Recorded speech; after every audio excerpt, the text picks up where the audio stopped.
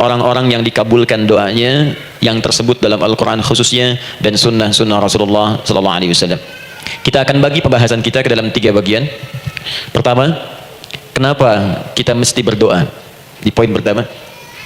Pertama, kenapa kita mesti berdoa? Yang kedua, bagaimana cara berdoa yang baik yang cepat dikabulkan oleh Allah Subhanahu wa taala. Yang pertama, mengapa kita mesti berdoa? Esensi doa itu apa ini? Yang kedua, bagaimana cara berdoa yang sekiranya cepat dikabulkan oleh Allah Subhanahu wa taala. Dan yang ketiga, kita akan melihat ukuran pengabulan doa. Seperti apa doa itu dikabulkan. Karena nanti ada orang-orang yang tidak sadar sesungguhnya doanya sudah dijawab, tapi dia tidak menyadari itu. Bahkan merasakan doanya kok nggak dijawab-jawab gitu. Padahal Allah sudah menjawabnya. Nah, seperti apa ukuran kita mengetahui bahwa doa kita telah terjawab, atau doa kita barangkali belum dijawab, atau tidak dijawab? Apa ukuran ketiga hal itu? Kita nanti akan lebih pandai bagaimana cara menyikapi doa dalam hidup, seperti apa doa dipanjatkan, kapan kita berdoa, dan kita tahu, oh ini hasil dari doa yang telah kita panjatkan. Bismillah. Mengapa kita mesti berdoa? Kita buka dulu ibu sekalian. Quran surah ke-7 ayat 172. Quran surah ke-7 Al-A'raf ayat 172. Kemudian setelah itu diperintahkan dalam Al-Quran surah ke-40 Ghafir ayat ke-60. Lalu kita praktekkan ini dalam keseharian kita. Saya beri contoh misalnya Quran surah ke-2 ayat ke yang paling banyak nih dibaca 201. Kadang-kadang misalnya Quran surah ke-2 ayat 286. Banyaklah. Quran surah ke-7 ayat 23 misalnya, dan seterusnya. Ini bagian pertama. Bagian kedua, nanti kita akan belajar bagaimana cara berdoa yang baik yang dikabulkan. Kita ambil satu, Quran ke-2 ayat 186. Kemudian yang kedua, kita ambil contoh Quran surah ke-17 ayat 110. Kemudian yang ketiga, kita ambil contoh yang paling dahsyat di Al-Quran surah ke-3 ayat 38 sampai 39. Ada yang belum berdoa sudah dikabulkan. Masya Allah. Ini ada di Quran misalnya surah ke-3 ayat 31. Nanti turunan amalannya misal di Quran surah 51 ayat 15 sampai dengan 18. Saya bulati yang 18-nya. Mari kita mulai.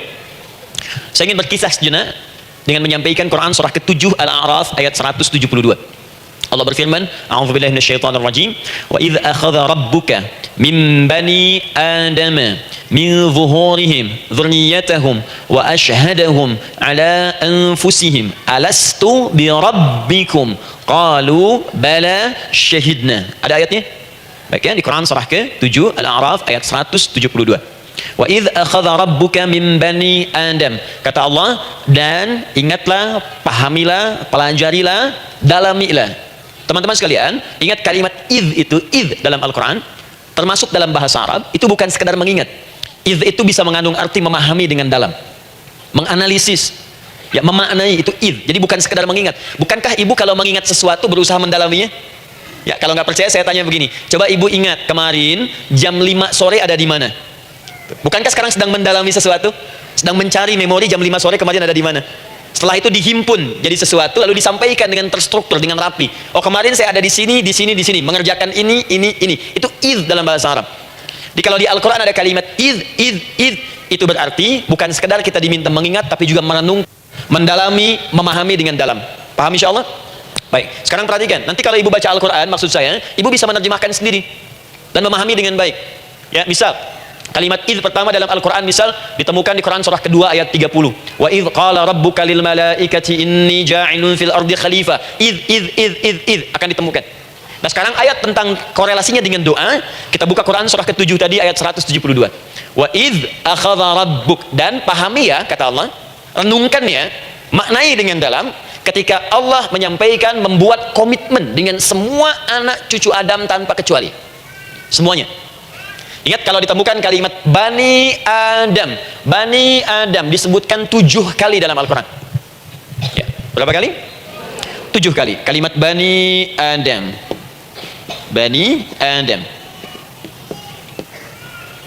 Ini menunjuk pada semua keturunan anak cucu Adam sampai selesai kehidupan. Dari Nabi Adam alaihissalam kemudian pasangannya Sayyidah Hawa alaihissalam, kemudian keduanya mulai berumah tangga, melahirkan keturunan, diabadikan di Al-Quran surah keempat, ya, surah Ibu, ayat yang pertama, ya ayyuhan nasu taqu rabbakumul ladzi khalaqakum min nafsin wahidah wa khalaqa minha zawjaha. Di situ kemudian ada Adam, zawjaha Hawa, ya, wa batha minhuma rijalan katsiran wa nisaa. Dari situ turun keturunan laki-laki perempuan, laki-laki perempuan. Nanti menyebar, Bu, ya, menyebar. Ada yang ke Chicago, ada yang di Chicago, ada yang di Singaparna, ada yang di Singapura. Semua nyebar, ya, di Sunda, dari Jawa sampai ke Sumatera, sampai Indonesia, sampai Nusantara, sampai Asia, Eropa, dunia. Nanti penyebarannya disebutkan di Quran surah ke-49 ayat ke-13. Ya ayyuhan nasu inna khalaqnakum min dzakarin wa untha. Hai manusia, semua saya ciptakan ada dua jenis. Kalau bukan laki-laki itu pasti perempuan. Jadi tidak ada yang ketiga. Ingat ya? Kalau bukan laki-laki siapa?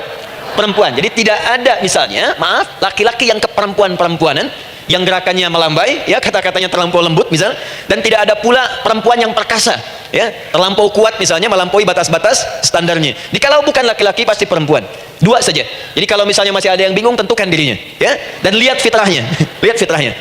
Baik, kemudian waja'alnakum syu'uban wa qabaila. Kami tempatkan kalian mungkin beda-beda tempat.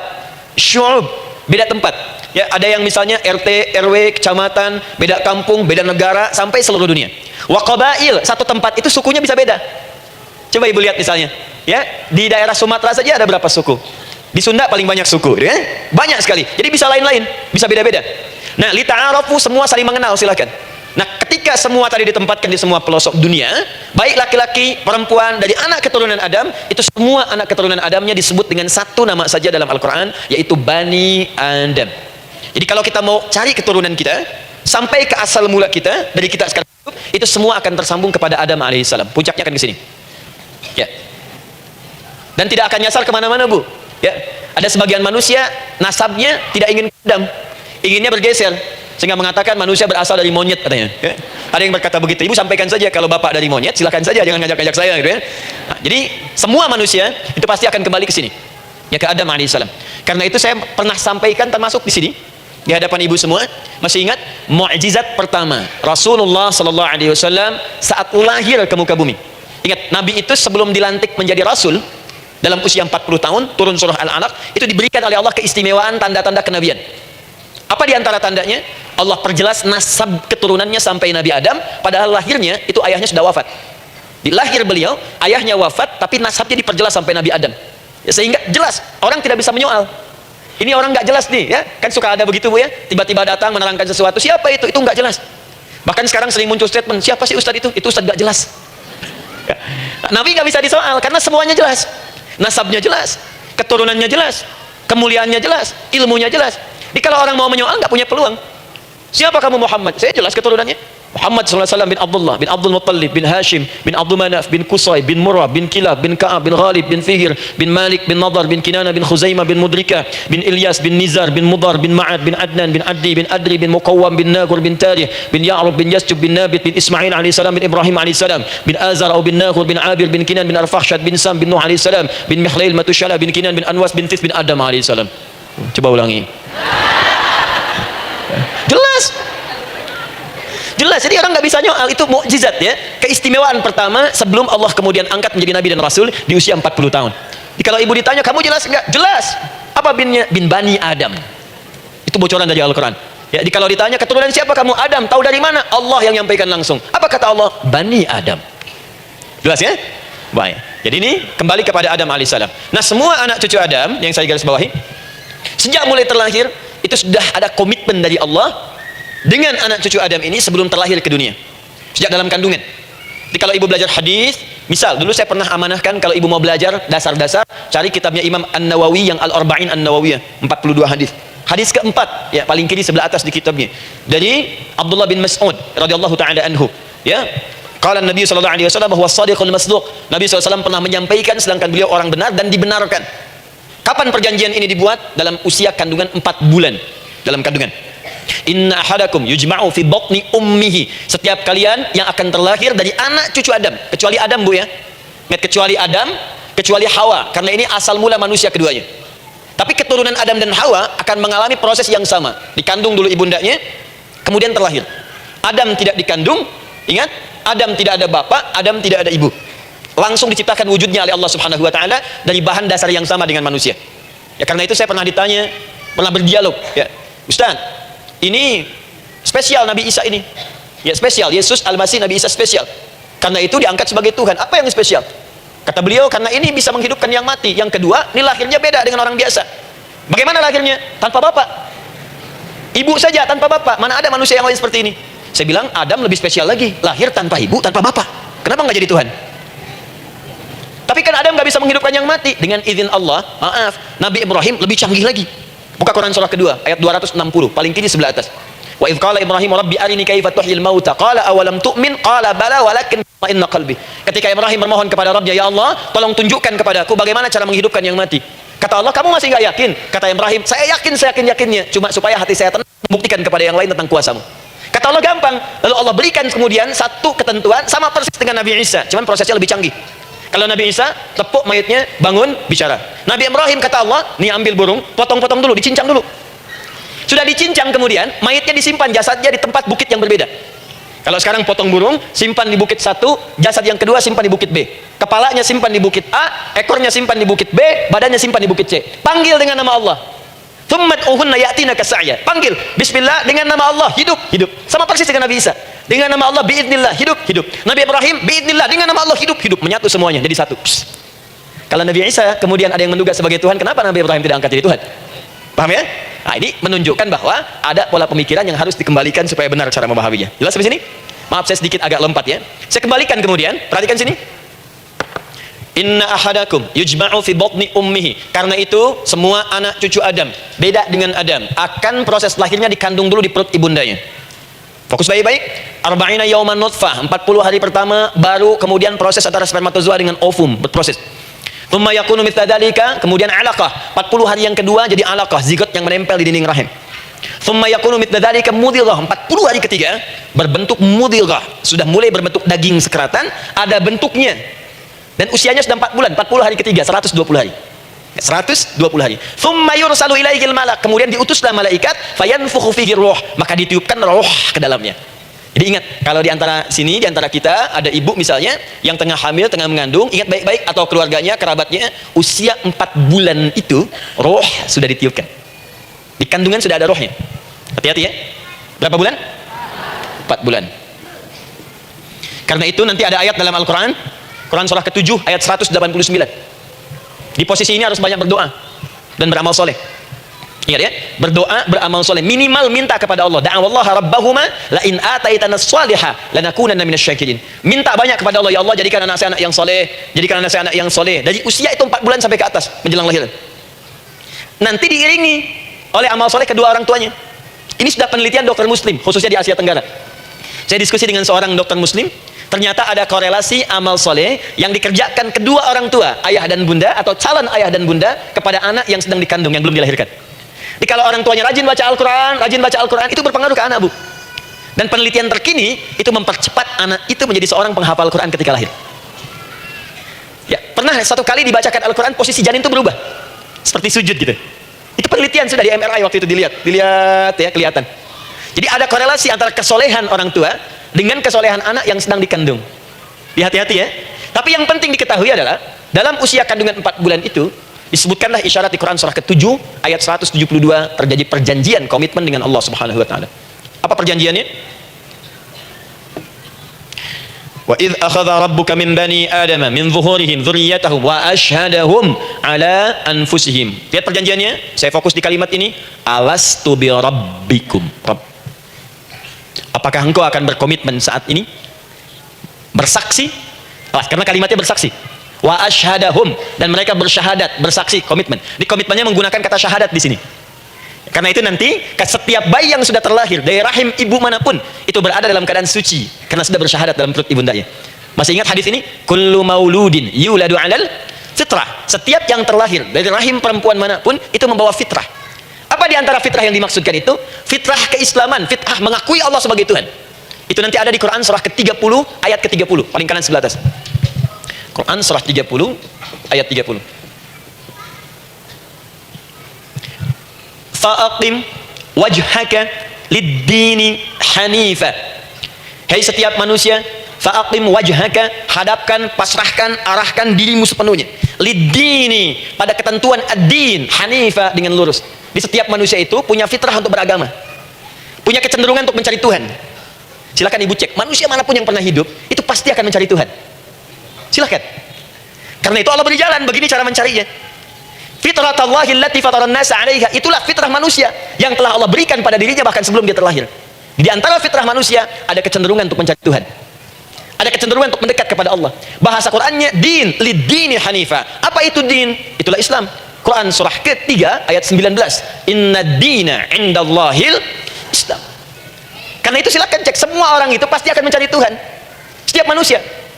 Ada yang melihat kayaknya ada di hewan, kayaknya ada di pohon, kayaknya ada di alam, kayaknya ada di patung, kayaknya ada di... mencari dia. Terus Allah beri jalan. Kalau kamu ingin mencari yang benar, din yang dimaksud Islam, diberikanlah tuntunan dalam Islam. Jelas sampai sini?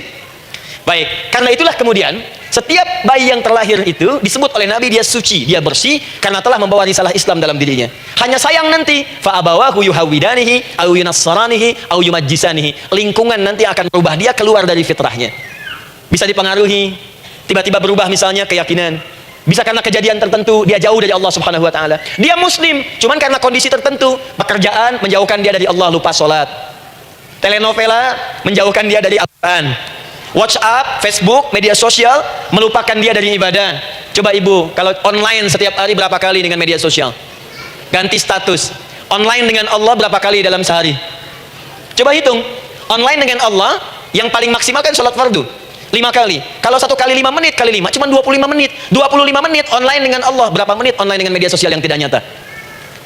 Dan cita-cita masuk surga. Ayo sini. Nah, saya belum selesai. Jadi yang pertama, dalam perjanjian 4 bulan ini, pertama ada komitmen bersyahadat menuhankan Allah. Tapi yang kedua, ini yang dahsyat. Perhatikan kalimatnya, fokus. Saat Allah memperkenalkan dirinya, dalam kandungan kita, usia 4 bulan itu, dengan nama apa Allah memperkenalkan dirinya? Coba lihat ayatnya. Alastu bi rabbikum, dengan nama Rabb. Wa id akhadha rabbuka, Rabb, min bani adama dzurriyyatahum, awas, wa asyhadahum ala anfusihim alastu bi rabbikum, dengan nama Rabb. Nah ibu sekalian, kata Rabb ini itu berasal dari kata ar-rububiyah. Ar-rububiyah yang berarti sifat merawat, memberikan semua kebutuhan. Saya ulang ya, merawat, memberikan semua kebutuhan, sudah, menyayangi, memaafkan, mengasihi, mengampuni. Masya Allah. Merawat, memenuhi sebuah kebutuhan, menyayangi, memaafkan, mengampuni. Jadi semua hal yang terkait dengan perhatian ada pada kalimat Rabb. Sifatnya disebut dengan rububiyah. Zat yang memperhatikannya disebut dengan Rabb, namanya Rabbun. Baik. Pelan-pelan. Nah, seakan-akan Allah ingin berkata begini, hei, engkau buat perjanjian dengan saya sekarang. Engkau bersaksi, saya sebagai Tuhan, siap bersaksi, menuhankan saya. Nanti ketika kamu lahir, apapun yang kamu butuhkan dalam kehidupan, aku akan berikan. Kamu akan saya rawat, kalau sakit, kamu saya sembuhkan. Minta sesuatu yang kamu butuhkan, saya akan berikan. Kamu butuh sesuatu, saya akan hadir. Kamu salah minta maaf, saya maafkan. Kamu dosa minta ampun istighfar, saya ampuni. Kamu ingin sesuatu yang lebih baik, saya berikan. Pokoknya semua yang kamu inginkan selama engkau butuhkan itu baik, aku berikan. Kira-kira, maaf bu ya, maaf sekali. Kalau ada yang nawarkan pada ibu, mau nggak ikut saya? Nanti sebuah kebutuhannya saya berikan. Kalau sakit, saya berikan jaminan kesembuhannya. Kalau butuh sesuatu, saya berikan. Kalau ingin ini itu selama butuh, saya sampaikan. Kira-kira, ibu nolak atau ikut? Baik. Ikutnya mikir dulu atau tidak? Tidak. Jangankan yang tinggi-tinggi bu ya, suami aja nawarkan, mah mau nggak ikut papa? Papa nanti kasih handphone S10. Oh. Sama gelang nggak pak? Ikut ya. Dan tanpa pikir. Dalam bahasa Arab, sesuatu yang disetujui tanpa difikirkan lagi, itu disebut bala namanya. Bala, sekali saja, sekali, ya tidak 2 kali. Tidak ditambah, tidak dikurangi. Ingat, kalau Allah sudah sampaikan kalimat, jangan tambah, jangan kurangi ya. Bala, tidak ditambah, nggak, tidak disebutkan 2 kali. Bala. Ya. Bala itu artinya siap. Ya, tanpa pikir. Karena memang nggak ada yang dipikirkan lagi. Apa yang mau dipikirkan? Semua kebutuhan dikasih, semua keinginan dikabulkan sepanjang baik.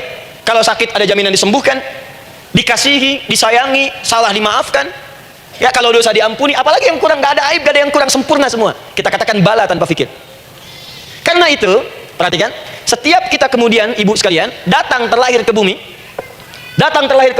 mengalami kehidupan, fitrah kita setiap mendapatkan kebutuhan, kita akan menyebut nama Allah Subhanahu wa taala dengan nama yang telah dijanjikan itu. Silakan ibu cek. Bukankah ibu ketika ada kesulitan memohon kepadanya? Ya Allah, tolong sembuhkan ya Allah. Ya Allah, lancarkan ya Allah. Ya Allah, sukseskan suami saya. Ya Allah, tenangkan kehidupan rumah tangga kami. Ya Allah, anugerahkan solusi. Ya Allah, sembuhkan ibu saya. Semua minta kan? Dan dahsyatnya, ketika ibu memohon kepada Allah itu, ibu gunakan kalimat yang telah disepakati ketika Allah sampaikan kepada kita. Rabb, Rabb, Rabb. Perhatikan, kalau ibu berdoa, doa apa paling favorit? Rabbana atina fid dunya hasanah, fil akhirati hasanah, wa qina. Doa apa itu? Sapu jagat. Gue bayangkan, Nabi aja nggak tahu tuh istilah itu sapu jagat. Ibu tahu? Wah, Masya Allah, Indonesia kreatif. Luar biasa. Ada doa sapu jagat, nggak ada doa sapu nggak ada jagatnya, ada doa jagat nggak ada sapunya. Pokoknya luar biasa lah. Ya. Ya, lihat, bukankah kalimatnya dibuka dengan Rabb? Rabbana atina fid dunya sana. Rabbana zalamna anfusana wa illam taghfir lana wa tarhamna lanakunanna minal la yukallifullahu nafsan illa laha ma kasabat wa 'alaiha mak. Perhatikan, Rabbana la in nasina Rabbana Rabb. Ini ayatnya. Sapu jagat Quran surah 2 ayat 201. La yukallifullahu Quran surah 2 ayat 286. Rabbana zalamna Quran surah 7 ayat 23. Yang ingin saya sampaikan, setiap kita butuh sesuatu, kita menyebut namanya dengan kalimat Rabb. Kenapa kita katakan Rabb? Karena Allah sendiri menyebutkan dengan kalimat Rabb. Alastu bi rabbikum, saya nanti adalah Tuhan yang akan memperhatikan kalian, menyayangi kalian. Saya Tuhan yang akan merawat kalian, memberikan semua kebutuhan. Makanya ibu tuh kalau ada persoalan nagih seakan-akan ke Allah. Ya Allah, kan engkau yang berjanji kepada saya. Engkau yang berjanji, engkau yang menepati ya Allah, karena engkau Tuhan. Kalau manusia, dia berjanji, dia yang mengingkari. Dia awali, dia yang akhiri. Tapi engkau beda ya Allah. Kenapa? Engkau berjanji, engkau yang menepati. Quran surah ketiga ayat 9. Innallaha la yukhliful mi'ad. Engkau yang berjanji, engkau yang menepati. Engkaulah awal dan akhir dari semua hal. Engkau mengatakan saya Rabb yang akan memberikan semua kebutuhan. Sekarang saya butuh ya Allah. Engkau berjanji akan menyembuhkan, sekarang saya sakit ya Allah. Engkau berjanji akan memberi solusi, sekarang saya sedang punya masalah ya Allah. Engkau berjanji akan memberikan kesuksesan, sekarang saya sedang menapaki itu ya Allah. Makanya ibu sebutkan kalimat Rabb, Rabb, Rabb, Rabb. Jadi sesungguhnya doa itu adalah fitrah dari setiap manusia, karena mulai dibangun komitmen sebelum dia dilahirkan ke muka bumi. Jadi kalau kita bicara tentang doa, doa itu fitrah kehidupan bagi setiap manusia. Hidup. Sekaligus penanda komitmen yang membedakan antara Khalik dengan makhluk, hamba dengan Allah, manusia dengan Tuhan. Kan Allah katakan saya Rabb ya, saya yang ngasih, saya yang Tuhan. Berarti kita yang makhluk kan, kita yang butuh kan. Allah yang memberi, kita yang butuh. Untuk membedakan mana yang butuh, mana yang ngasih, maka pembedanya adalah doa. Jadi kalau ada manusia yang nggak pernah doa selama hidup, itu tandanya ada yang salah dengan kehidupannya. Karena seakan-akan dia nggak butuh Tuhan. Sebab perbedaan manusia dengan Tuhan itu sebelum lahir, salah satunya ditunjukkan dengan sifat butuh kita kepada Allah. Makanya sekaya-kayanya orang itu pasti berdoa. Manusia paling kaya di muka bumi pun kalau besoknya mau ada pekerjaan atau proyek, dia berdoa dulu tuh. Ya Tuhan, tolong lancarkan proyek ini. Butuh. Pejabat setinggi-tingginya, kalau sudah mau mulai kemudian ada pemilihan, kalau mulai ada kebijakan, kalau mulai ada apapun berdoa juga. Itu tandanya butuh. Butuh. Di setiap manusia itu pasti butuh dengan Allah. Karena itu kalau ada manusia yang nggak pernah berdoa selama hidupnya, itu langsung mendapatkan kecaman dari Allah dan dijamin akan masuk neraka yang paling dalam. Karena seakan-akan dia sedang nggak butuh dengan Allah. Saya ulang ya, saya ulang. Doa itu fitrah hidup manusia yang sekaligus menunjukkan statusnya sebagai hamba. Ini kalau ibu update status di media sosial, mulai sekarang tuliskan hamba. Hamba. Sudah. Mau sifatnya apapun tetap hamba. Ya, mau pejabat, mau orang kaya, mau cukup, mau macam-macam, mau ustadz, mau syekh, mau habib, tetap ujungnya hamba. Dan butuh penghambaan itu diwujudkan dalam bentuk doa. Muncullah Quran surah ke-40 ayat ke-60. Wa qala rabbukum, Rabb, selalu Rabb. Wa qala rabbukum ud'uni astajib lakum. Innal ladzina yastakbiruna an ibadati, awas, sayadkhuluna jahannama dakhirin. Allahu akbar. Dan Rabbmu berfirman, mengingatkan kembali kepada kalian semua, hei hamba-hambanya, kalau ada kebutuhan, kalau ada masalah, kalau ada permintaan, kata Allah, ayo doa sama saya, minta. Kan kita sudah bikin perjanjian. Makanya Allah katakan, kalau punya masalah, bu, berdoa, bukan mengeluh. Kalau punya persoalan, bu, berdoa, bukan bikin status. Rasanya aku tidak sanggup, ditulis di Facebook. Apain? Terus kalimat Allahnya pun jelas, minta kepadaku, bukan mengeluhkannya. Kamu tidak seperti aku kira. Nungguin komen sambil masak, celing ada satu, ucuk kunaun. Makin meluas masalah. Itu udah abi mas sabar. Sudah. Paham ya? Jadi ini kaidah hidup yang pertama. Sebetulnya sederhana, cuma jarang digunakan gitu. Sederhana, cuma jarang dipakai. Kata Allah kan, kamu doa itu saya kasih ketenangan. Jadi bu, gini, doa itu manfaatnya, walaupun solusi belum datang, tapi hati tenang. Tenang. Jadi kalau mau curhat sama Allah, sampaikan, minta, mohon, berikan. Minimal tenang. Saya kasih rahasia ya. Di antara kita saja nih. Lihat sini. Saya hapus dulu deh. Bismillah. Masya Allah. Mau ngapus sendiri, nulis sendiri, penghapus, lari sendiri. Bismillah. Oh, ini ada dua ya, sini. Baik, buka Quran surat 7 ayat 205. Quran surat 7 ayat 205. Doa itu disebut zikir di ayat itu. Jadi kalau ibu sedang berdoa, itu sedang berzikir. Wadhkur rabbaka fi nafsika tadarruan wa khifatan wa dunal jahri minal qaul. Ada ayatnya? Oke. Pakai Rabb lagi kan? Wadhkur rabbaka. Kalau engkau punya masalah, kata Allah, sekecil apapun, di rumah tangga kah, di kantor kah, kehidupan sosial kah, kata Allah, ya sebut, minta kepada Allah, berdoa. Doa disebut dengan zikir. Zikir itu semua kegiatan yang membuat kita ingat Allah. Zikir. Baca Quran, zikir. Dalilnya Quran surah ke-15 ayat 9. Inna nahnu nazzalna dzikra. Kami turunkan Al-Quran sebagai zikir. Menghafal Quran, zikir. Quran surah 54 ayat 17, ayat 22, ayat 32, ayat 40. Walaqad yassarna al-Qur'ana lidzikri. Kami akan mudahkan Al-Quran untuk diingat, dihafalkan. Zikir, sebagai zikir kepada Allah. Ibu selepas sholat baca subhanallah, alhamdulillah, Allahu akbar, zikir. Quran surah keempat ayat 103. Fa idza qadaitumus salata fadhkurullah. Maka jika Anda telah tuntas mengerjakan sholat, segera berzikir kepada Allah. Sholat sendiri zikir. Quran surah ke-20 ayat ke-14. Innani anallahu la ilaha illa ana fa'budni wa aqimis salata lidzikri. Saya Allah, kata Allah, tidak ada Tuhan selain saya, sembah saya. Bagaimana menyembah Allah? Tunaikan sholat sebagai zikir kepada Allah. Zikir. Di zikir semua amalan yang mendekatkan kita dengan Allah. Doa itu satu dari bagian zikir. Tapi tahukah ibu fungsi zikir yang paling utama itu apa? Quran surah 13 ayat ke-28. Ala bi dzikrillahi tatmainnul qulub. Yakinkan pada dirimu, kalau zikirmu benar kepada Allah, maka dia akan berdampak kepada hati menjadi lebih tenang. Zikir itu manfaat pertamanya membuat hati tenang, bu. Tadi saya contohkan. Baca Al-Quran zikir kan? Jadi kalau ibu sedang tidak tenang, sedang gelisah, ada masalah, daripada mengeluh sana sini, wudu, bu, wudu. Ambil mushaf, baca. Saat baca itu mungkin solusi belum datang, tapi hati itu lebih tenang. Kaitan dengan bahasan kita, doa, minta. Doa. Jadi kalau orang punya masalah itu, kalau berdoa, walaupun solusinya belum datang, walaupun kemudian jawabannya belum tiba, minimal hati ibu itu tenang. Ini dia. Bukan surah 13 ayat 28. Rumus ini pakai, gunakan dalam hidup. Karena yang tahu kehidupan kita itu Allah yang menciptakan kita. Yang tahu pesawat, yang bikin pesawat. Yang tahu handphone, yang bikin handphone. Yang tahu mikrofon, yang bikin mic-nya. Yang tahu kita, yang menciptakan kita. Ikutilah petunjuk Allah yang menciptakan kita, maka akan langsung terasa manfaatnya. Ibu tidak percaya, silahkan lakukan. Rasakan bedanya, bedakan rasanya, dan pasti akan terasa bedanya. Akan lain. Tuh. Doa.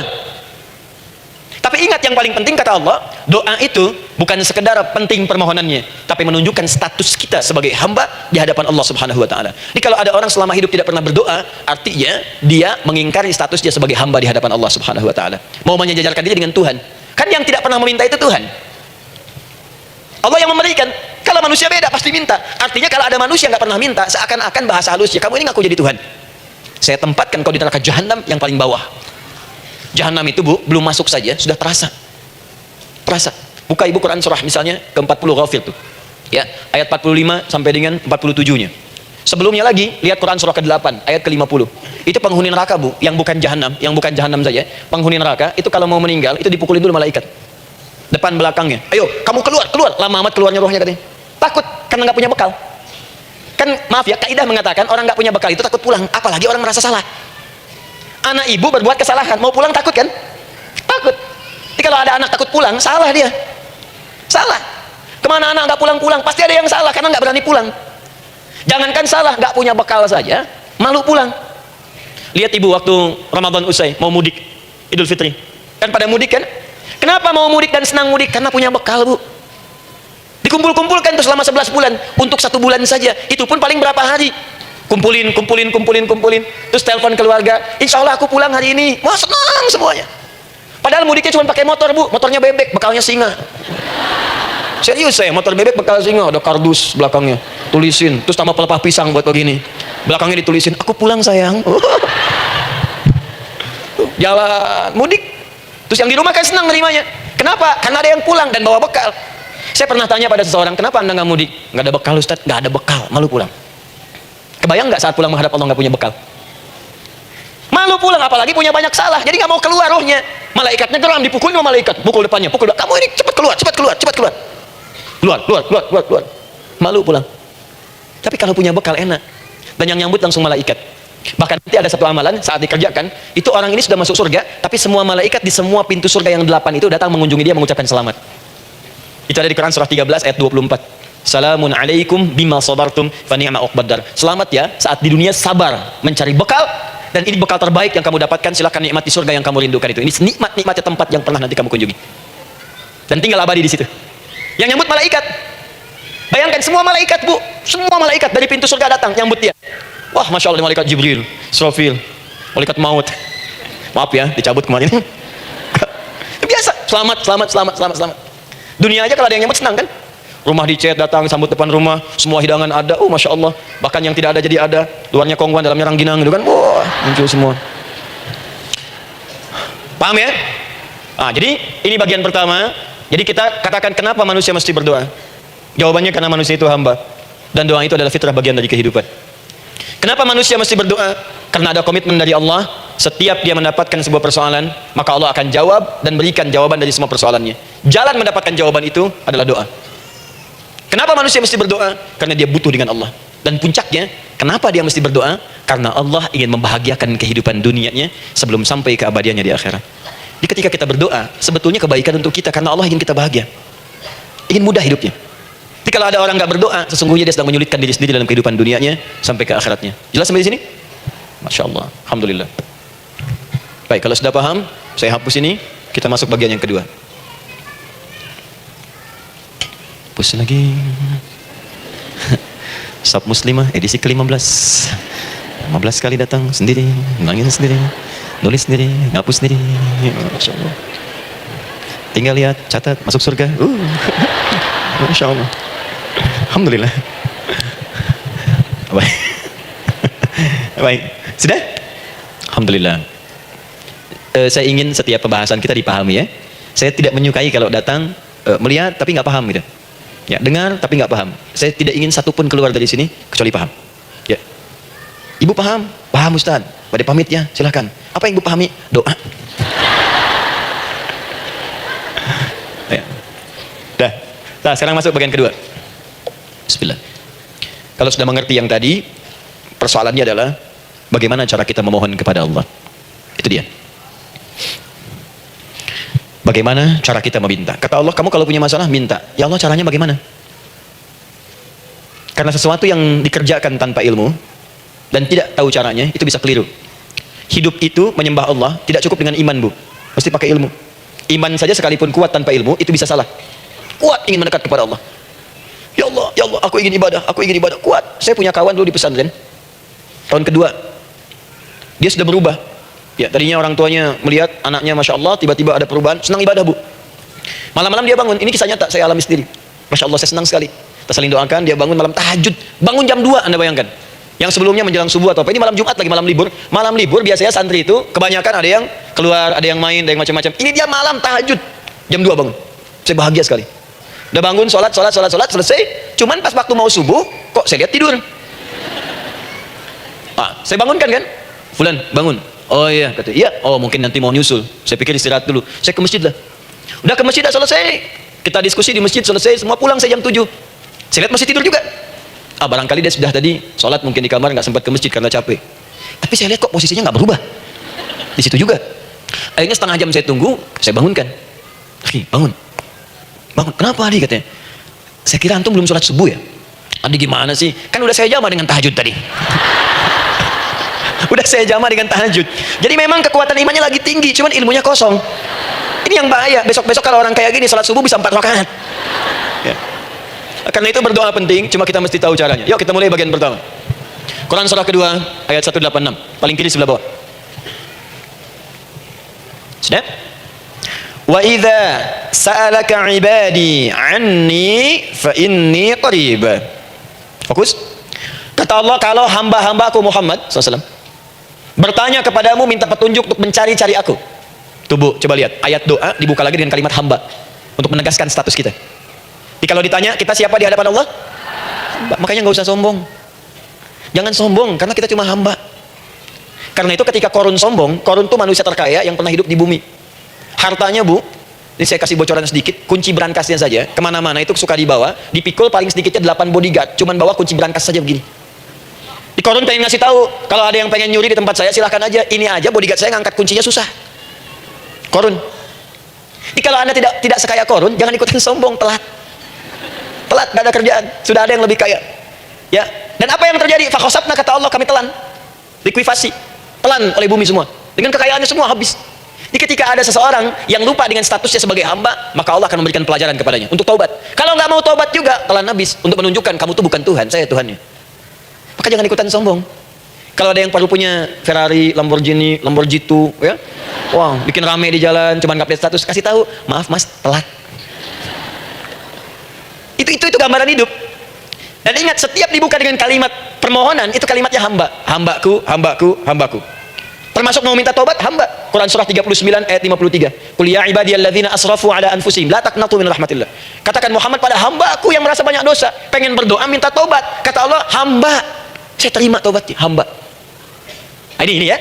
Ini pun adab yang pertama dari Al-Quran. Adab yang pertama, kalau kita ingin berdoa dan doa itu cepat ingin dikabulkan, maka berdoalah dengan cara menghamba di hadapan Allah Subhanahu wa taala. Jangan merasa tinggi.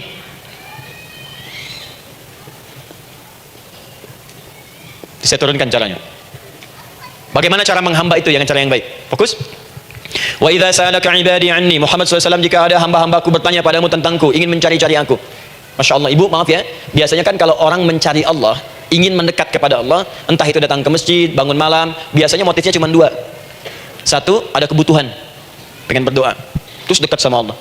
Besok mau arisan, malamnya tahajud. Anak mau ujian, baru puasa, kan? Suami ada proyek, baru baca Quran, kan? Terus itu biasa itu, biasa. Jadi fitrah Bu, tumben jeng tahajud, fitrah. Itu biasa itu. Ya. Yang kedua, taubat dari maksiat. Taubat. Seorang taubat ke masjid, bangun malam, doa, itu biasa. Jadi kalau ada seperti itu tandanya kita hamba normal manusia. Fa inni qarib, kata Allah, katakan Muhammad SAW, katakan kepadanya, janganlah mencari aku dekat. Dekat, jangan mencari aku dekat. Jadi Bu, ketika kita butuh Allah, langsung jawab oleh Allah. Kamu mau apa? Aku dekat. Itu secara psikologi memberikan ketenangan yang paling dalam. Saya belum datang di sini sampai jam 8. Ibu tanya panitia, ustadznya mana sih? Waktu ustadznya mana? Jawaban pertama misalnya, ini belum jelas nih ustadznya. Gak ada kabar. Yang kedua mengatakan, tenang saja, ustadz sudah dekat. Maka yang kedua itu lebih menenangkan kepada kita. Ketika ibu mencari, ya Allah, saya sedang ada masalah, langsung dijawab oleh Allah. Tenang, aku dekat denganmu. Mau minta apa? Itu Bu. Jadi kalau ibu sedang punya persoalan, psikologi Al-Quran mengatakan, langsung merasakan Allah itu bersama kita, dekat, menunggu kita mau minta apa. Ibu punya masalah dengan suami, ingin mengadu. Lu kata Allah, saya dekat, kamu kenapa? Ada masalah apa? Ayo minta, ayo cerita. Mohon.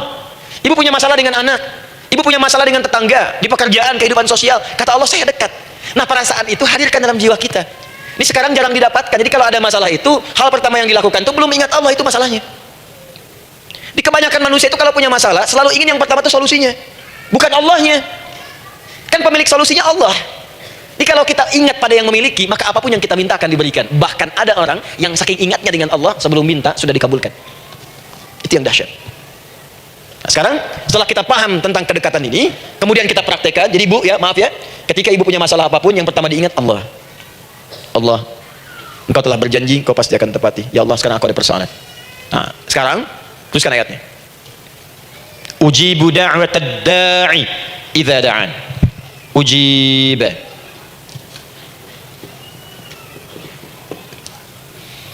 Ujibu da'watad da'i idza da'an.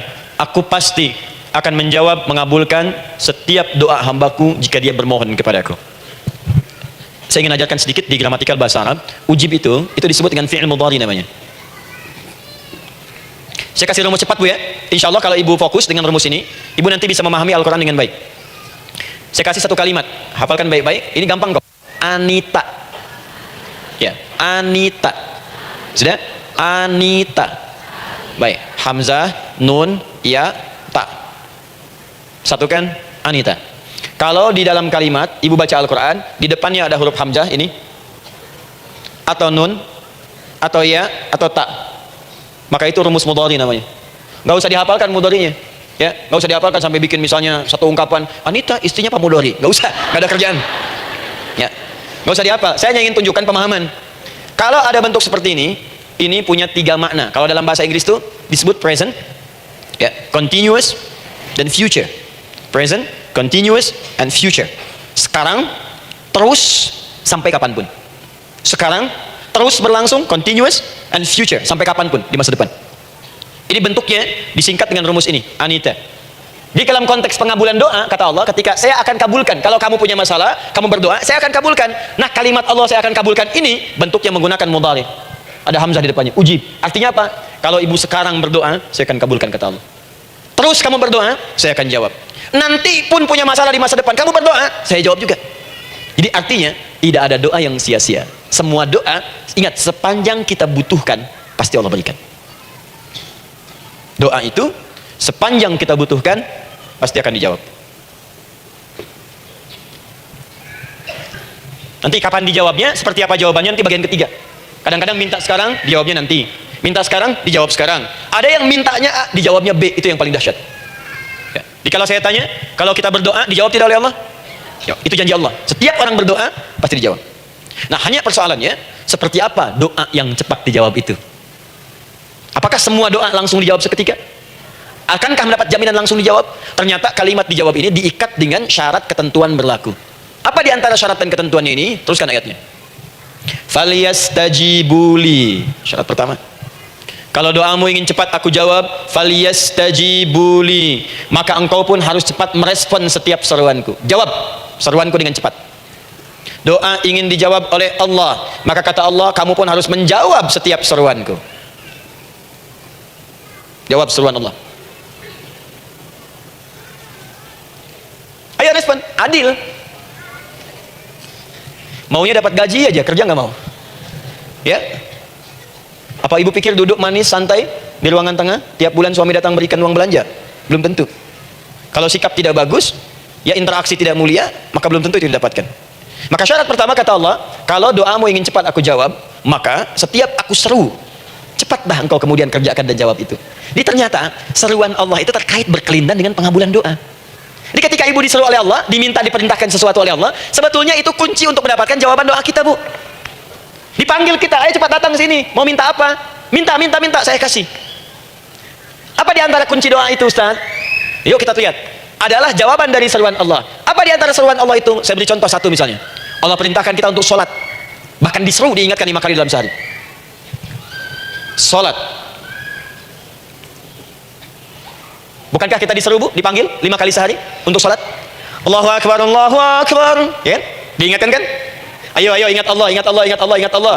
Allah Maha Agung, Maha Besar semuanya, dan seterusnya. Perhatikan baik-baik. Apa tujuan Allah menyuruh kita dalam sholat? Ternyata bukan ingin memberikan beban ruku dan sujud. Bukan sujudnya yang penting. Karena semua makhluk tidak sujud pun tidak akan menurunkan status Allah sebagai Tuhan. Allah tetap Allah, nggak ada ruginya. Yang rugi kita. Ternyata ketika disuruh sujud, disuruh ruku itu, ternyata yang ditunggu itu bukan ruku sujudnya. Allah nunggu, punya masalah apa? Mau minta apa?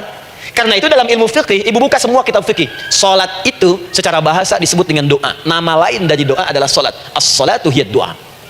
Salat adalah doa. Karena itu semua bacaan dalam salat doa semua. Coba lihat.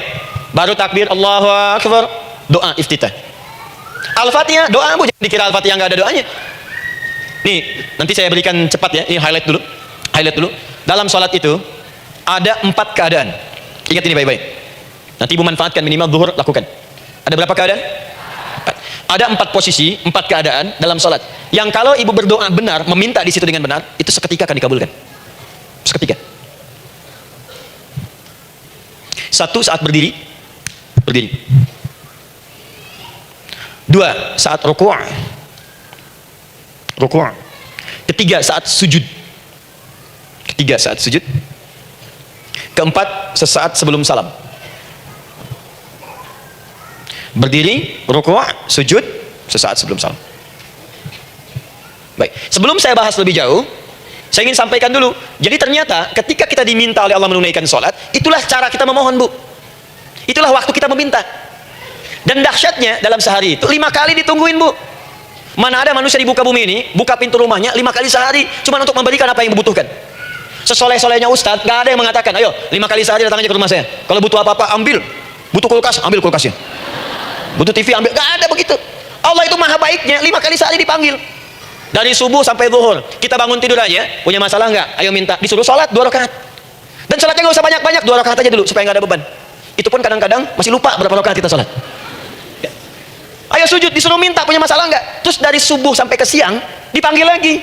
Punya masalah lagi nggak? Disuruh zuhur 4 rakaat. Karena waktunya cukup panjang, suruh 4. Ayo minta. Ada masalah apa? Minta sujud kita.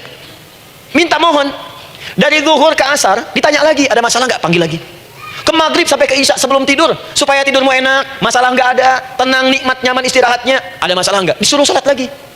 Jadi kalau orang paham sholat itu kunci kebahagiaan, dia akan senang menunaikan sholat. Makanya ketika ibu bertanya, kenapa saya sholat? Dijawab oleh muadzin, hayya 'alas shalah. Ayo sholat. Kenapa sih sholat? Hayya 'alal falah. Yuk bahagia. Ayo tenang. Yuk dapatkan apa yang kamu inginkan. Falah. Jadi kalau orang paham sholat itu menyelesaikan persoalan, tentu orang akan berbondong-bondong semangat untuk menunaikan sholat. Cuman sayang segelintir orang itu menilai sholat sebagai beban. Jadi sebagai kewajiban beban saja, makanya sholatnya nggak nikmat. Korok tadi duhur, ayuna asar doi. Tuh. Ya bagaimana doanya bisa dijawab? Anda datang pada orang, tapi datangnya dengan marah-marah. Datangnya dengan mencelanya. Ya bagaimana dia bisa memberikan kebutuhan Anda? Anda datang pada Allah dengan niat yang tidak ikhlas. Setelah itu kemudian menggunjingkannya, bagaimana bisa dijawab? Tuntutan tinggi, tapi datang tidak membawa prestasi, bagaimana bisa diberi? Catat tuh, bikin status. Paham ya? Nah ini bagian pertama. Jadi cara pertama, respon kata Allah, seruan Allah. Rumus pertama sholat. Nah sekarang saya ajarkan lagi. Ini belum selesai nih bu, ini panjang bahasannya nih. Sampai jam berapa kita? 10 ya? Oh, mau sampai jam 5 silahkan, saya jam 10 selesai ya. Lihat sini. Oke, saya punya sekitaran 1 jam kurang ke depan. Saya ingin terangkan sedetil-detilnya gitu ya. Dan saya hanya menyampaikan isi Al-Quran. Quran, hadis, Quran, hadis. Sekarang gini, Ustadz saya sekarang paham. Sholat berarti kunci untuk menyelesaikan masalah. Di sholat saya akan memohon. Sekarang Ustadz, bagaimana cara saya merespon sholat? Kan kata Allah, saya menyeru, respon gitu kan? Kita dipanggil sholat nih. Allahu Akbar, Allahu Akbar. Dipanggil. Bagaimana cara meresponnya? Sebelum minta. Awas, ibu ingin datang mengajukan proposal. Datang kepada wali kota, datang kepada gubernur, datang kepada presiden, datang kepada menteri sebelumnya. Bukankah ibu mempersiapkan diri? Penampilan ditata, proposal dibagus-bagusin, itu kan? Yang paling hebat itu kadang-kadang malam-malam latihan depan cermin. Bapak wali kota yang saya hormati. Lihat semuanya tuh. Dan yang paling luar biasa, maaf ya, janjian jam 7 dengan Pak Wali Kota, datang jam 6 ke Balai Kota. Sekarang ibu punya janji dengan Allah. Janji itu sudah diketahui sebelum pertemuannya. Kalau tidak percaya, 5 waktu ini ibu sudah hafal, bu. Ya, bahkan disuruh ngapalin oleh Allah. Buka Quran surah ke-4. Surah ibu, surah mama, An-Nisa. Ayat 103, Quran surah 4 ayat 103. فَإِذَا قَضَيْتُمُ الصَّلَاةَ فَاذْكُرُوا اللَّهَ قِيَامًا وَقُعُودًا وَعَلَى جُنُوبِكُمْ فَإِذَا اطْمَأْنَنْتُمْ فَأَقِيمُوا الصَّلَاةَ. Lihat ujung ayatnya, lihat ujung ayatnya. Inna as-salata kanat 'alal mu'minina kitaban mawquta. Sungguh semua waktu salat itu telah ditetapkan waktunya bagi orang beriman. Itu terjemahan biasa. Kalau terjemahkan pakai ilmu balaghah, sungguh orang beriman itu hafal waktu-waktu salat.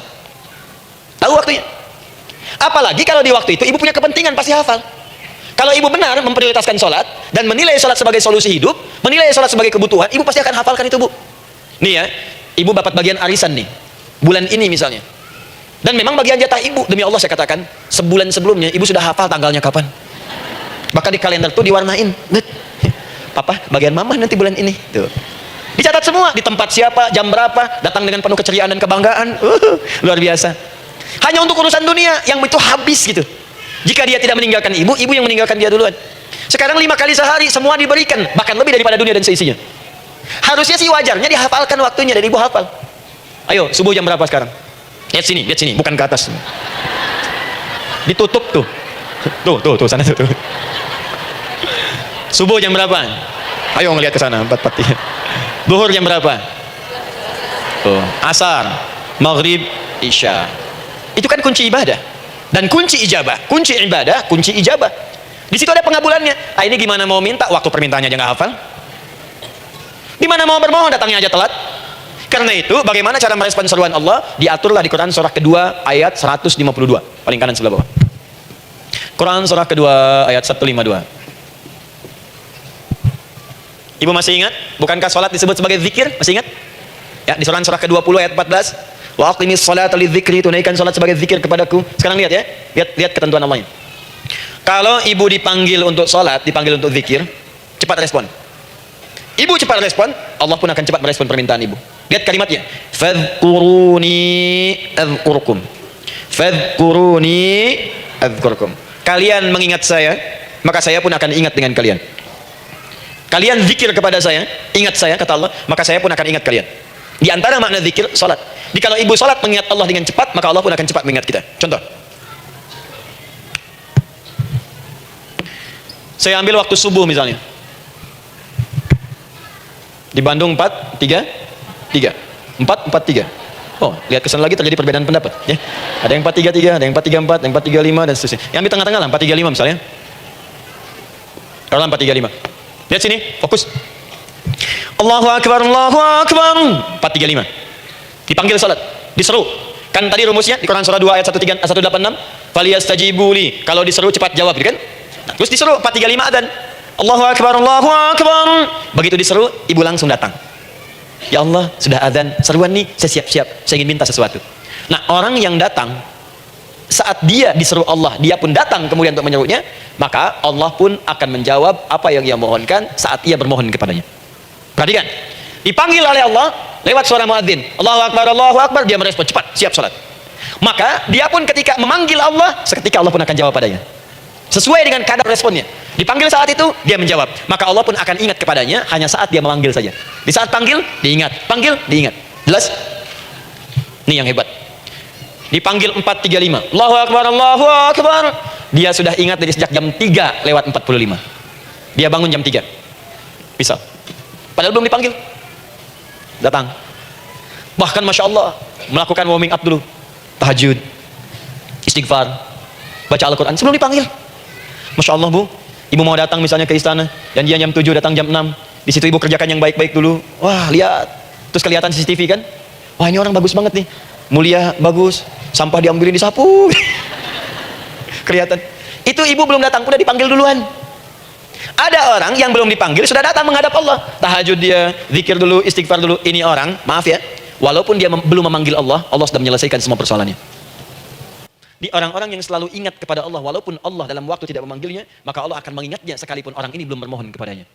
Maka ibu nanti akan temukan orang-orang yang langsung diselesaikan persoalannya oleh Allah bahkan sebelum dia bermohon kepadanya. Yang perempuan ada di Quran Maryam. Maryam kan perempuan. Dan Maryam itu bukan nabi, bukan rasul. Ingin memberikan pesan kepada ibu, perempuan dimanapun, tidak harus jadi nabi supaya doa cepat dikabulkan. Tidak harus jadi rasul. Ini Maryam bukan nabi, bukan rasul. Tapi dia ini luar biasa. Sebelum dipanggil udah datang. Zikirnya tak terlukiskan. Mohon kepada Allahnya luar biasa. Menjaga diri dari hal yang dilarang oleh Allah. Apa hasilnya? Sebelum diberikan bahkan oleh pamannya, sudah ada kebutuhannya. Quran surah ketiga ayat 37. Kullama dakhala 'alaiha Zakaria al-mihraba wajada 'indaha rizqa. Setiap pamannya mau memberikan kebutuhan Maryam, sudah ada di dalamnya, Bu. Tidak ada. Itu luar biasa. Mau makan, makanan ada. Mau anggur, anggur ada. Ya. Wah, itu luar biasa, Bu. Jadi bermohon bahkan sebelum waktunya. Sentuhlah ia tepat di hatimu, maka ia akan jadi milik untuk selamanya. 7 Al-A'raf ayat 172. Wa idh akhadha rabbuka min bani Adam. Kata Allah, dan ingatlah, pahamilah, pelajarilah, dalamilah. Teman-teman sekalian, ingat kalimat idh itu, idh dalam Al-Quran, termasuk dalam bahasa Arab, itu bukan sekedar mengingat. Idh itu bisa mengandung arti memahami dengan dalam, menganalisis, ya, memaknai, itu idh. Jadi bukan sekedar mengingat. Bukankah ibu kalau mengingat sesuatu berusaha mendalaminya? Ya, kalau nggak percaya saya tanya begini. Coba ibu ingat kemarin jam 5 sore ada di mana? Bukankah sekarang sedang mendalami sesuatu? Sedang mencari memori jam 5 sore kemarin ada di mana? Setelah itu dihimpun jadi sesuatu lalu disampaikan dengan terstruktur, dengan rapi. Oh, kemarin saya ada di sini, di sini, di sini, mengerjakan ini. Itu id dalam bahasa Arab. Jadi kalau di Al-Qur'an ada kalimat id, itu berarti bukan sekedar kita diminta mengingat tapi juga merenung, mendalami, memahami dengan dalam. Paham insyaallah? Baik, sekarang perhatikan. Nanti kalau ibu baca Al-Quran, maksud saya, ibu bisa menerjemahkan sendiri dan memahami dengan baik. Ya, misal kalimat idh pertama dalam Al-Quran misal ditemukan di Quran surah kedua ayat 30. Wa idh qala rabbuka lil malaikati inni ja'ilun fil ardi khalifah. Idh akan ditemukan.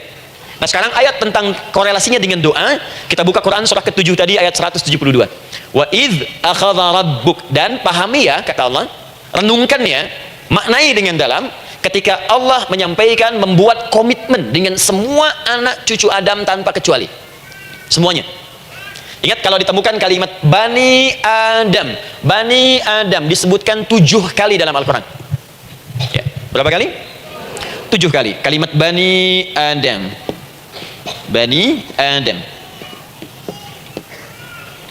Ini menunjuk pada semua keturunan anak cucu Adam sampai selesai kehidupan. Ya, dari Nabi Adam alaihissalam, kemudian pasangannya Sayyidah Hawa alaihissalam, kemudian keduanya mulai berumah tangga, melahirkan keturunan, diabadikan di Al-Quran surah keempat, ya, surah Ibu, ayat yang pertama. Ya ayyuhan nasu taqu rabbakumul ladzi khalaqakum min nafsin wahidah wa khalaqa minha zawjaha. Di situ kemudian ada Adam, zawjaha Hawa, ya. Wa batha minhuma rijalan katsiran wa nisaa. Dan di situ turun keturunan laki-laki perempuan. Nanti menyebar, Bu, ya, menyebar. Ada yang ke Chicago, ada yang di Chicago, ada yang di Singaparna, ada yang di Singapura. Semua nyebar, ya, di Sunda, dari Jawa sampai ke Sumatera, sampai Indonesia, sampai Nusantara, sampai Asia, Eropa, sedunia. Nanti penyebarannya disebutkan di Quran surah ke-49 ayat ke-13. Ya ayyuhan nasu inna khalaqnakum min dzakarin wa untha. Hai manusia, semua saya ciptakan ada 2 jenis. Kalau bukan laki-laki itu pasti perempuan. Jadi tidak ada yang ketiga. Ingat ya? Kalau bukan laki-laki siapa? Perempuan. Jadi tidak ada misalnya, maaf, laki-laki yang keperempuan-perempuanan yang gerakannya melambai, ya, kata-katanya terlampau lembut misal, dan tidak ada pula perempuan yang perkasa, ya, terlampau kuat misalnya, melampaui batas-batas standarnya. Jadi kalau bukan laki-laki pasti perempuan. 2 saja. Jadi kalau misalnya masih ada yang bingung, tentukan dirinya, ya, dan lihat fitrahnya. Lihat fitrahnya. Baik, kemudian waja'alnakum syu'uban wa qabaila. Kami tempatkan kalian mungkin beda-beda tempat. Syu'ub, beda tempat. Ya, ada yang misalnya RT, RW, kecamatan, beda kampung, beda negara, sampai seluruh dunia. Wa qabail, satu tempat itu sukunya bisa beda. Coba ibu lihat misalnya, ya, di daerah Sumatera saja ada berapa suku? Di Sunda paling banyak suku, ya? Banyak sekali. Jadi bisa lain-lain, bisa beda-beda. Nah, li ta'arafu, semua saling mengenal, silakan. Nah, ketika semua tadi ditempatkan di semua pelosok dunia, baik laki-laki, perempuan, dari anak keturunan Adam, itu semua anak keturunan Adamnya disebut dengan satu nama saja dalam Al-Quran, yaitu Bani Adam. Jadi kalau kita mau cari keturunan kita, sampai ke asal mula kita, dari kita sekarang itu semua akan tersambung kepada Adam alaihissalam. Puncaknya akan ke sini. Ya. Dan tidak akan nyasar kemana-mana, Bu. Ya. Ada sebagian manusia, nasabnya tidak ingin ke Adam, inginnya bergeser. Sehingga mengatakan manusia berasal dari monyet katanya. Ya. Ada yang berkata begitu. Ibu sampaikan saja kalau bapak dari monyet, silakan saja, jangan ngajak-ngajak saya gitu ya. Nah, jadi semua manusia itu pasti akan kembali ke sini. Ya, ke Adam alaihissalam. Karena itu saya pernah sampaikan termasuk di sini. Di hadapan ibu semua, masih ingat mukjizat pertama Rasulullah sallallahu alaihi wasallam saat lahir ke muka bumi. Ingat, Nabi itu sebelum dilantik menjadi rasul dalam usia 40 tahun, turun surah Al-Alaq, itu diberikan oleh Allah keistimewaan tanda-tanda kenabian. Apa di antara tandanya? Allah perjelas nasab keturunannya sampai Nabi Adam, padahal lahirnya itu ayahnya sudah wafat. Di lahir beliau, ayahnya wafat, tapi nasabnya diperjelas sampai Nabi Adam. Ya, sehingga jelas, orang tidak bisa menyoal. Ini orang nggak jelas nih, ya, kan suka ada begitu, Bu, ya, tiba-tiba datang menerangkan sesuatu, siapa itu nggak jelas. Bahkan sekarang sering muncul statement, siapa sih ustadz itu ustadz nggak jelas. Ya. Nabi nggak bisa disoal karena semuanya jelas, nasabnya jelas, keturunannya jelas, kemuliaannya jelas, ilmunya jelas. Jadi kalau orang mau menyoal nggak punya peluang. Siapa kamu Muhammad? Saya jelas keturunannya. Muhammad SAW bin Abdullah bin Abdul Muttalib bin Hashim bin Abdul Manaf bin Qusay bin Murrah bin Kilab bin Ka'ab bin Ghalib bin Fihir bin Malik bin Nadar bin Kinana bin Khuzaimah bin Mudrika bin Ilyas bin Nizar bin Mudar bin Ma'ad bin Adnan bin Addi bin Adri bin Muqawwam bin Nagur bin Tarih bin Ya'rub bin Yasjub bin Nabit bin Ismail alaihissalam bin Ibrahim alaihissalam bin Azar atau bin Nagur bin Abir bin Kinan bin Arfakhshad bin Sam bin Nuh alaihissalam bin Mihlail Matushala bin Kinan bin Anwas bin Tis bin Adam alaihissalam. Coba ulangi. Jelas, jadi orang nggak bisa nyoal, itu mukjizat ya. Keistimewaan pertama sebelum Allah kemudian angkat menjadi nabi dan rasul di usia 40 tahun. Jadi kalau ibu ditanya, kamu jelas enggak? Jelas. Apa binnya? Bin Bani Adam. Itu bocoran dari Al-Quran. Ya, jadi kalau ditanya keturunan siapa kamu? Adam. Tahu dari mana? Allah yang menyampaikan langsung. Apa kata Allah? Bani Adam. Jelas ya? Baik. Jadi ini kembali kepada Adam alaihissalam. Nah, semua anak cucu Adam yang saya garis bawahi, sejak mulai terlahir itu sudah ada komitmen dari Allah dengan anak cucu Adam ini sebelum terlahir ke dunia, sejak dalam kandungan. Jadi kalau ibu belajar hadis, misal dulu saya pernah amanahkan kalau ibu mau belajar dasar-dasar, cari kitabnya Imam An-Nawawi yang Al-Arba'in An-Nawawiyah, 42 hadis. Hadis keempat, ya paling kiri sebelah atas di kitabnya, dari Abdullah bin Mas'ud radhiyallahu taala anhu, ya. Qala Nabi sallallahu alaihi wasallam bahwa shadiqul masduq. Nabi SAW pernah menyampaikan sedangkan beliau orang benar dan dibenarkan. Kapan perjanjian ini dibuat? Dalam usia kandungan 4 bulan. Dalam kandungan. Inna ahadakum yujma'u fi batni ummihi. Setiap kalian yang akan terlahir dari anak cucu Adam, kecuali Adam bu ya. Kecuali Adam, kecuali Hawa, karena ini asal mula manusia keduanya. Tapi keturunan Adam dan Hawa akan mengalami proses yang sama. Dikandung dulu ibundanya, kemudian terlahir. Adam tidak dikandung, ingat, Adam tidak ada bapak, Adam tidak ada ibu. Langsung diciptakan wujudnya oleh Allah Subhanahu wa taala dari bahan dasar yang sama dengan manusia. Ya karena itu saya pernah ditanya, pernah berdialog, ya. Ustaz, ini spesial Nabi Isa ini, ya spesial, Yesus Al-Masih Nabi Isa spesial, karena itu diangkat sebagai Tuhan. Apa yang spesial? Kata beliau, karena ini bisa menghidupkan yang mati. Yang kedua, ini lahirnya beda dengan orang biasa. Bagaimana lahirnya? Tanpa bapak, ibu saja tanpa bapak. Mana ada manusia yang lain seperti ini? Saya bilang Adam lebih spesial lagi, lahir tanpa ibu, tanpa bapak. Kenapa nggak jadi Tuhan? Tapi kan Adam nggak bisa menghidupkan yang mati. Dengan izin Allah, maaf, Nabi Ibrahim lebih canggih lagi. Buka Quran surah kedua ayat 260 paling kiri sebelah atas. Wa idz qala Ibrahim rabbi arini kaifa tuhyil mauta qala awalam tu'min qala bala walakin inna qalbi. Ketika Ibrahim bermohon kepada Rabbnya, ya Allah tolong tunjukkan kepadaku bagaimana cara menghidupkan yang mati. Kata Allah, kamu masih nggak yakin? Kata Ibrahim, saya yakin-yakinnya, cuma supaya hati saya tenang, buktikan kepada yang lain tentang kuasamu. Kata Allah, gampang. Lalu Allah berikan kemudian satu ketentuan sama persis dengan Nabi Isa, cuman prosesnya lebih canggih. Kalau Nabi Isa, tepuk mayatnya, bangun, bicara. Nabi Ibrahim kata Allah, nih ambil burung, potong-potong dulu, dicincang dulu. Sudah dicincang kemudian, mayatnya disimpan, jasadnya di tempat bukit yang berbeda. Kalau sekarang potong burung, simpan di bukit satu, jasad yang kedua simpan di bukit B. Kepalanya simpan di bukit A, ekornya simpan di bukit B, badannya simpan di bukit C. Panggil dengan nama Allah. Thummad'uhunna ya'tinaka sa'ya. Panggil bismillah dengan nama Allah, hidup. Sama persis dengan Nabi Isa. Dengan nama Allah biidznillah, hidup. Nabi Ibrahim biidznillah dengan nama Allah, hidup. Menyatu semuanya jadi satu. Kalau Nabi Isa kemudian ada yang menduga sebagai Tuhan, kenapa Nabi Ibrahim tidak angkat jadi Tuhan? Paham ya? Nah, ini menunjukkan bahwa ada pola pemikiran yang harus dikembalikan supaya benar cara memahaminya. Jelas sampai sini? Maaf saya sedikit agak lompat ya. Saya kembalikan kemudian, perhatikan sini. Inna ahadakum yujma'u fi batni ummihi. Karena itu semua anak cucu Adam, beda dengan Adam, akan proses lahirnya dikandung dulu di perut ibundanya. Fokus baik-baik. Arba'ina yauman nutfah, 40 hari pertama baru kemudian proses antara spermatozoa dengan ovum berproses.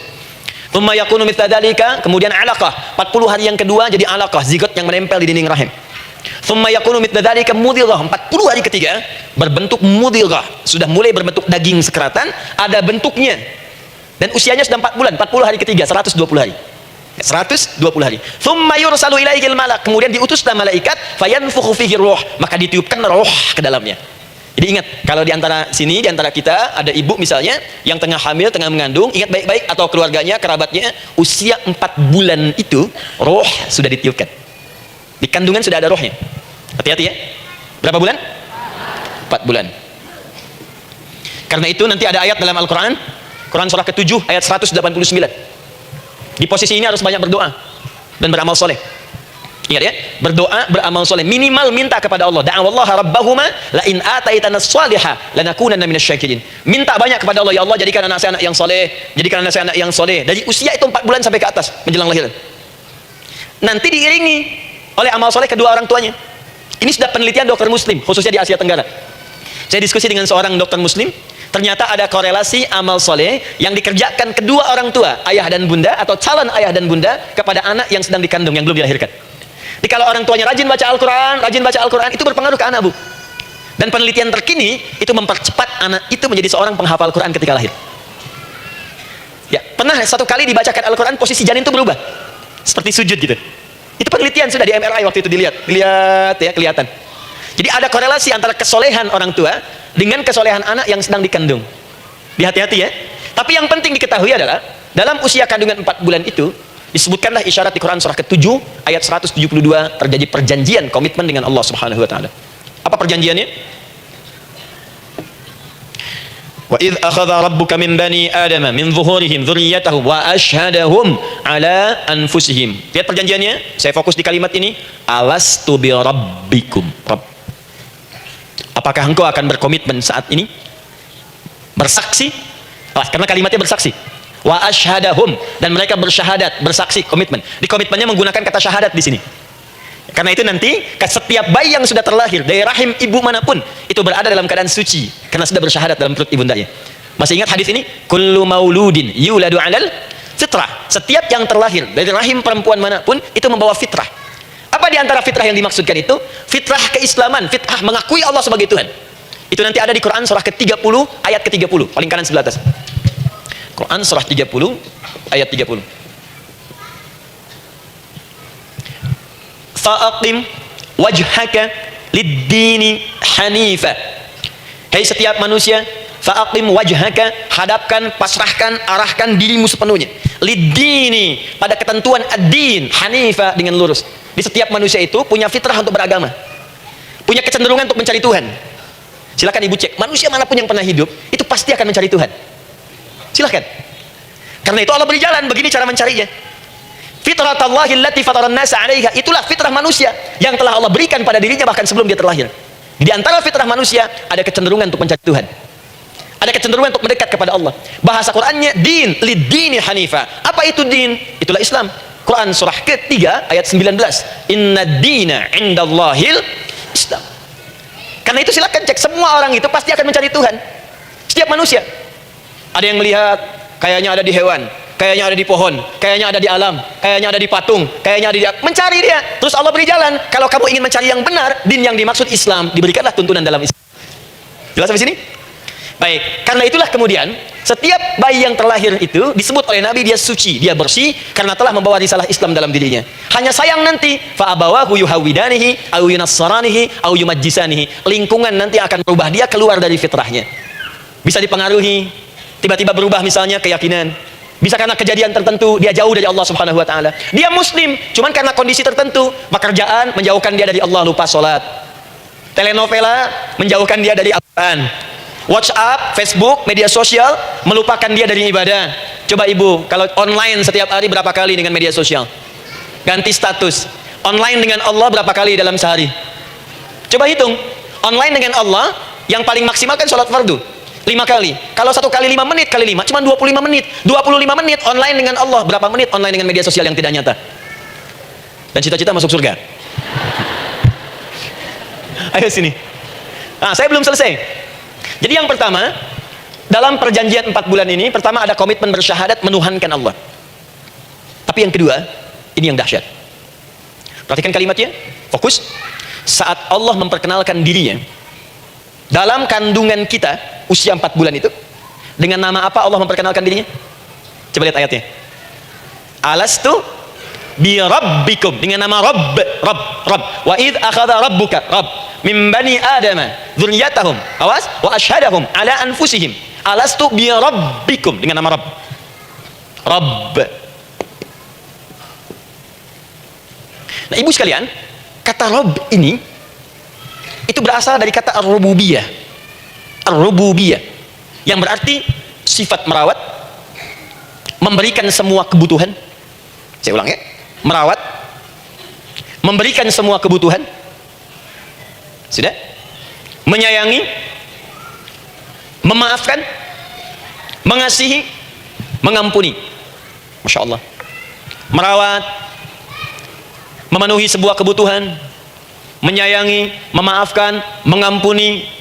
Jadi semua hal yang terkait dengan perhatian ada pada kalimat Rabb. Sifatnya disebut dengan rububiyah. Zat yang memperhatikannya disebut dengan Rabb, namanya Rabbun. Baik. Pelan-pelan. Nah, seakan-akan Allah ingin berkata begini, hei, engkau buat perjanjian dengan saya sekarang. Engkau bersaksi, saya sebagai Tuhan, siap bersaksi, menuhankan saya. Nanti ketika kamu lahir, apapun yang kamu butuhkan dalam kehidupan, aku akan berikan. Kamu akan saya rawat, kalau sakit, kamu saya sembuhkan. Minta sesuatu yang kamu butuhkan, saya akan berikan. Kamu butuh sesuatu, saya akan hadir. Kamu salah minta maaf, saya maafkan. Kamu dosa minta ampun istighfar, saya ampuni. Kamu ingin sesuatu yang lebih baik, saya berikan. Pokoknya semua yang kamu inginkan selama engkau butuhkan itu baik, aku berikan. Kira-kira, maaf Bu ya, maaf sekali. Kalau ada yang nawarkan pada ibu, mau nggak ikut saya? Nanti sebuah kebutuhannya saya berikan. Kalau sakit, saya berikan jaminan kesembuhannya. Kalau butuh sesuatu, saya berikan. Kalau ingin ini itu selama butuh, saya sampaikan. Kira-kira ibu nolak atau ikut? Baik. Ikutnya mikir dulu atau tidak? Tidak. Jangankan yang tinggi-tinggi Bu ya, suami aja nawarkan, mah mau nggak ikut papa? Papa nanti kasih handphone S10. Oh. Sama gelang nggak Pak? Ikut ya. Dan tanpa pikir. Dalam bahasa Arab, sesuatu yang disetujui tanpa difikirkan lagi, itu disebut bala namanya. Bala, sekali saja, sekali, ya tidak 2 kali.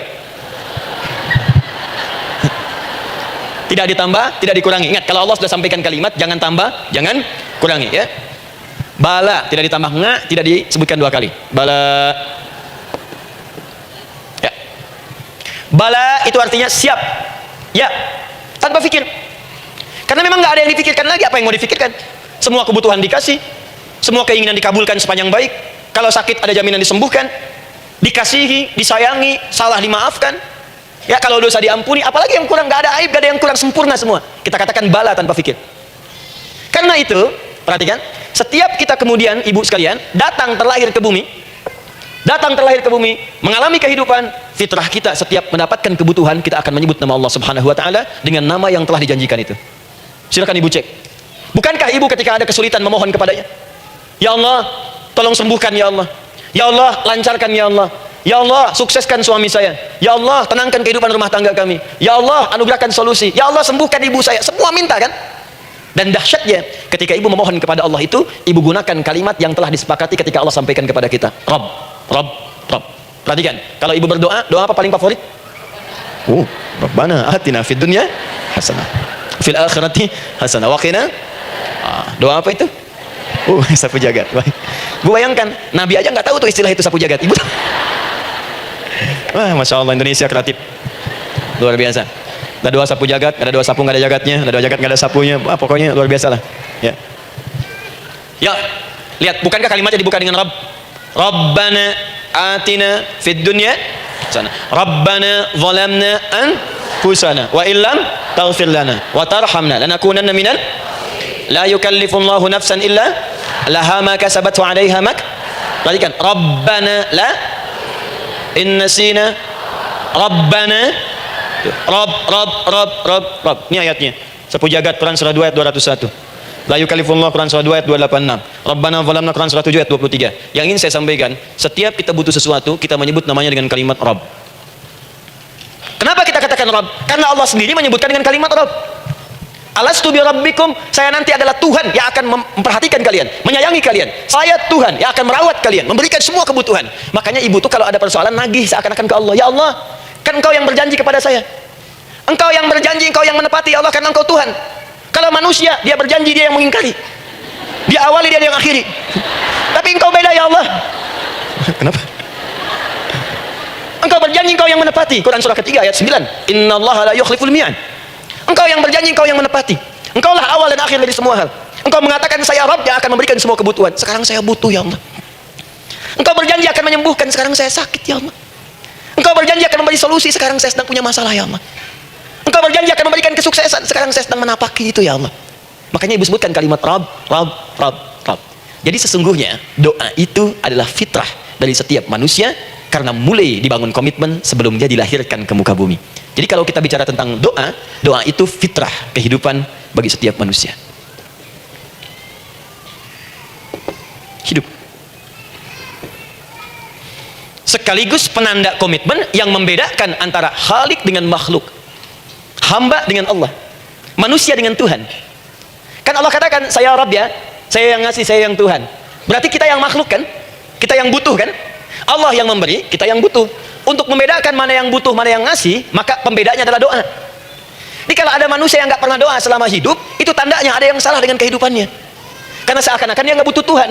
Sebab perbedaan manusia dengan Tuhan itu sebelum lahir, salah satunya ditunjukkan dengan sifat butuh kita kepada Allah. Makanya sekaya-kayanya orang, itu pasti berdoa. Manusia paling kaya di muka bumi pun, kalau besoknya mau ada pekerjaan atau proyek, dia berdoa dulu tuh. Ya Tuhan, tolong lancarkan proyek ini. Butuh. Pejabat setinggi-tingginya, kalau sudah mau mulai kemudian ada pemilihan, kalau mulai ada kebijakan, kalau mulai ada apapun berdoa juga. Itu tandanya butuh. Butuh. Di setiap manusia itu pasti butuh dengan Allah. Karena itu kalau ada manusia yang nggak pernah berdoa selama hidupnya, itu langsung mendapatkan kecaman dari Allah dan dijamin akan masuk neraka yang paling dalam. Karena seakan-akan dia sedang nggak butuh dengan Allah. Saya ulang ya, saya ulang. Doa itu fitrah hidup manusia yang sekaligus menunjukkan statusnya sebagai hamba. Jadi kalau ibu update status di media sosial, mulai sekarang tuliskan hamba. Hamba. Sudah. Mau sifatnya apapun tetap hamba.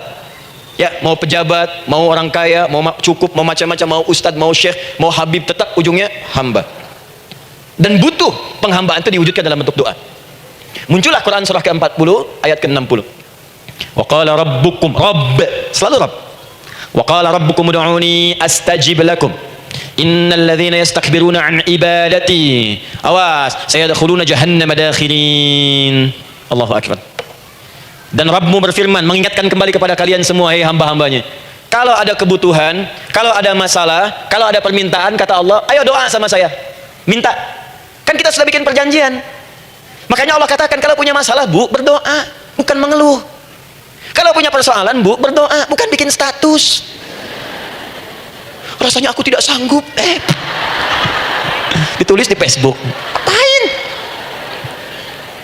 Terus kalimat Allahnya pun jelas, minta kepadaku, bukan mengeluhkannya. Kamu tidak seperti yang aku kira. Tungguin komen sambil masak, celing ada satu, ucap kunaon. Makin meluas masalah. Itu udah abi mas sabar. Sudah. Paham ya? Jadi ini kaidah hidup yang pertama. Sebetulnya sederhana, cuma jarang digunakan gitu. Sederhana, cuma jarang dipakai. Kata Allah kan, kamu doa itu saya kasih ketenangan. Jadi bu, gini, doa itu manfaatnya, walaupun solusi belum datang, tapi hati tenang. Tenang. Jadi kalau mau curhat-curhat sama Allah, sampaikan, minta, mohon, berikan. Minimal tenang. Saya kasih rahasia ya. Ini di antara kita saja nih. Lihat sini. Saya hapus dulu deh. Bismillah. Masya Allah. Mau ngapus sendiri, nulis sendiri, penghapus, lari sendiri. Bismillah. Oh, ini ada dua ya. Sini. Baik. Buka Quran surah 7 ayat 205. Quran surah 7 ayat 205. Doa itu disebut zikir di ayat itu. Jadi kalau ibu sedang berdoa, itu sedang berzikir. Wadhkur rabbaka fi nafsika tadarruan wa khifatan wa dunal jahri minal qaul. Ada ayatnya? Oke. Pakai Rabb lagi kan? Wadhkur rabbaka. Kalau engkau punya masalah, kata Allah, sekecil apapun, di rumah tangga kah, di kantor kah, kehidupan sosial kah, kata Allah, ayo sebut, minta kepada Allah, berdoa. Doa disebut dengan zikir. Zikir itu semua kegiatan yang membuat kita ingat Allah. Zikir. Baca Quran, zikir. Dalilnya Quran surah ke-15 ayat 9. Inna nahnu nazzalna dzikra. Kami turunkan Al-Quran sebagai zikir. Menghafal Quran, zikir. Quran surah 54 ayat 17, ayat 22, ayat 32, ayat 40. Walaqad yassarna al-Qur'ana lidzikri. Kami akan mudahkan Al-Quran untuk diingat, dihafalkan. Zikir, sebagai zikir kepada Allah. Ibu selepas sholat, baca subhanallah, alhamdulillah, Allahu akbar, zikir. Quran surah keempat ayat 103. Fa idza qadaitumus salata fadhkurullah. Maka jika anda telah tuntas mengerjakan sholat, segera berzikir kepada Allah. Sholat sendiri, zikir. Quran surah ke-20 ayat ke-14. Innani anallahu la ilaha illa ana fa'budni wa aqimis salata lidzikri. Saya Allah, kata Allah. Tidak ada Tuhan selain saya, sembah saya. Bagaimana menyembah Allah? Tunaikan sholat sebagai zikir kepada Allah. Zikir. Di zikir, semua amalan yang mendekatkan kita dengan Allah. Doa, itu satu dari bagian zikir. Tapi tahukah ibu fungsi zikir yang paling utama itu apa? Quran surah 13 ayat ke-28. Ala bidzikrillahi tatmainnul qulub. Yakinkan pada dirimu, kalau zikirmu benar kepada Allah, maka dia akan berdampak kepada hati menjadi lebih tenang. Zikir itu manfaat pertamanya membuat hati tenang, Bu. Tadi saya contohkan, baca Al-Quran, zikir kan. Jika ibu sedang tidak tenang, sedang gelisah, ada masalah, daripada mengeluh sana sini, wudu, Bu, wudu, ambil mushaf, baca. Saat baca itu mungkin solusi belum datang, tapi hati itu lebih tenang.